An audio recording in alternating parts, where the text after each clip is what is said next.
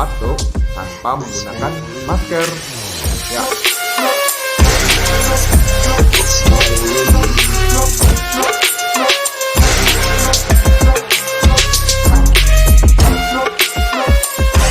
Halo teman-teman, Assalamualaikum warahmatullahi wabarakatuh. Perkenalkan, nama saya Rizky Ramadhanika, NPM 17807400125. Di sini saya akan mempraktekkan bagaimana caranya bersin dan batuk tanpa menggunakan masker. Ya, langsung saja.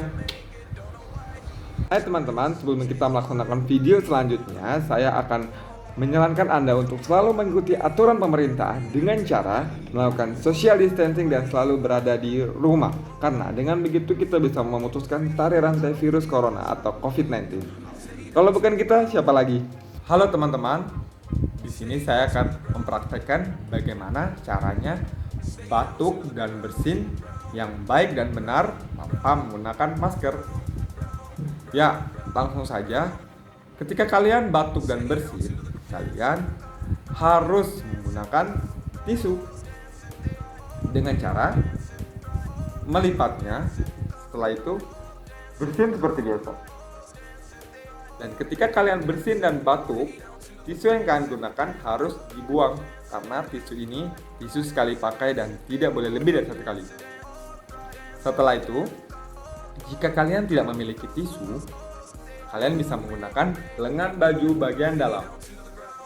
Caranya seperti ini. Setelah itu, mengapa harus lengan baju bagian dalam?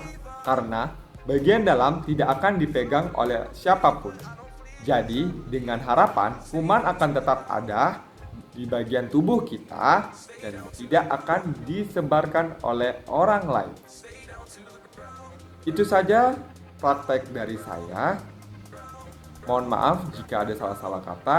Lebih dan kurangnya mohon dimaafkan. Wabillahi taufiq wal hidayah. Wassalamualaikum warahmatullahi wabarakatuh.